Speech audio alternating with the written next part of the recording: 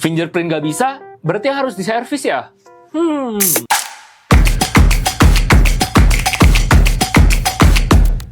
Eits, jangan diservis dulu guys. Soalnya ada beberapa kemungkinan fingerprint itu nggak bisa. Mungkin kerusakannya bisa dari bug OS, atau mungkin dari jari kalian. Tapi serius guys, bisa dari jari kalian, entah itu yang basah, atau mungkin jari kalian terluka. Nah, cara membedakannya seperti apa? Simak videonya.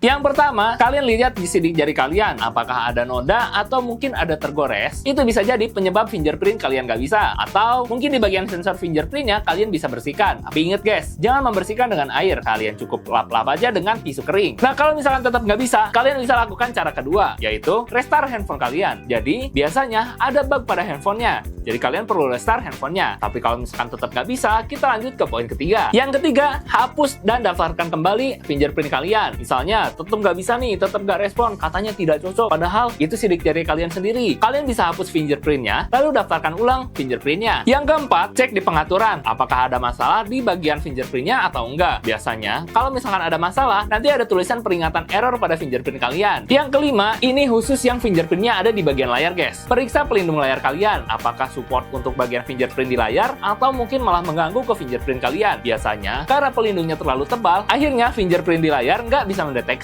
Yang keenam, jangan lupa periksa pembaruan handphone kalian. Bisa jadi, dari kalian belum pernah update handphone kalian, ada sesuatu yang bisa di-fix dari pembaruan berikutnya. Yang ketujuh, ini terlalu beresiko sih guys sebenarnya, yaitu reset pabrik. Bisa jadi, ada virus, atau mungkin handphone kalian minta di-reset. Tapi, kalau misalkan kalian nggak mau di-reset, kalian bisa langsung cek ke tempat servis. Bisa jadi dari hardware-nya juga guys. Seperti ini aku contohkan. Nah, ini bagian fingerprint guys. Ini untuk mendeteksi bagian jari kalian. Nah, kalau ke sini, ini fleksibel penghubung ke bagian mesin. Bisa jadi kerusakannya ada di bagian fleksibel sebelah sini guys. Fleksibel ini yang rusak, akhirnya handphone kalian nggak bisa mendeteksi fingerprint. Bisa entah itu sobek, atau konslet, atau mungkin hanya terlepas guys. Nah, soalnya ini bisa lepas nih guys. Nah, ini bisa lepas, dan sebelah sininya juga bisa lepas guys. Ada kemungkinan fleksibel yang sebelah sini doang, atau mungkin di bagian pendeteksinya. Tapi tergantung handphonenya ya. Ini yang aku contohkan, itu fingerprint yang ada di bagian backdoor. Kalau misalkan fingerprint yang ada di bagian depan, itu harus dibongkar dari belakang guys. Soalnya bentuknya seperti inframerah. Jadi, harus agak hati-hati ketika mau servis fingerprint yang ada di layar. Nah, mungkin itu dia guys, cara mengetahui fingerprint kalian rusak atau mungkin hanya bug ya. Terima kasih yang sudah menonton. Jangan lupa untuk like, comment, share ke teman-teman kalian biar yang lain nonton. Dan jangan lupa untuk subscribe. Aku Willy,